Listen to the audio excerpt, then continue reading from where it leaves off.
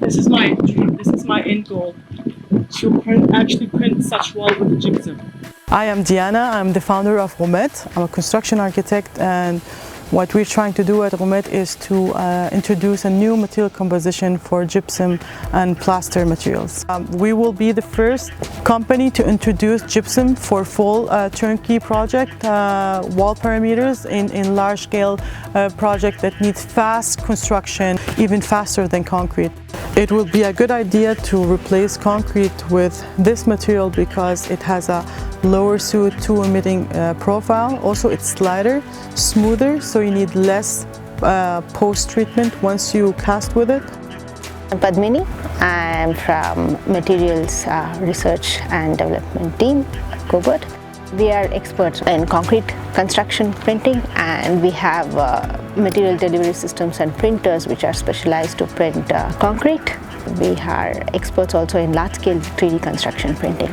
If we can 3D print this in large scale, we can deploy this to many countries. For example, in post-war reconstruction initiative. After the civil war in Syria, there's some rebuilding initiatives. We are partnering up with the Danish embassy. There's a need for fast reconstruction for such a big country that has been really deconstructed for a long wartime. Right now we are in our print site, which is also used extensively only for research, where we do prototype printing, where we also test materials.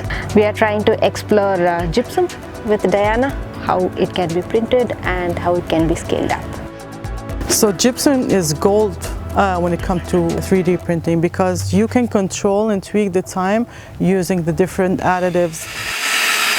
While concrete takes at least 28 days for it to fully cure, this has way less time than concrete, so you can actually print even faster.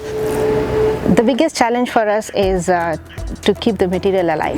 Then we do this 25 times. We say that as an open time, and because if we are aiming to print this and also pump this material into our material delivery systems and then load it into the print head, we have to devise a mix that can hold on to that much time, and also we should make sure that it does not clog within our hose or within the pump.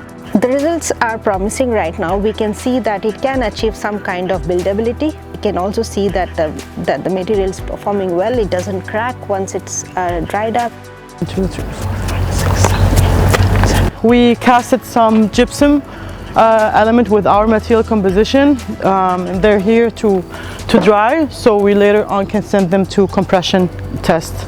We have a proof of concept that the product is pumpable and printable while retaining shape, and hopefully next week we'll start pumping the materials and doing some early test trials. It is special, I must say, because earlier we have experimented various mineral-based materials in combination with cement, but looking at gypsum as only one material, it's pretty new, and we would like to explore more.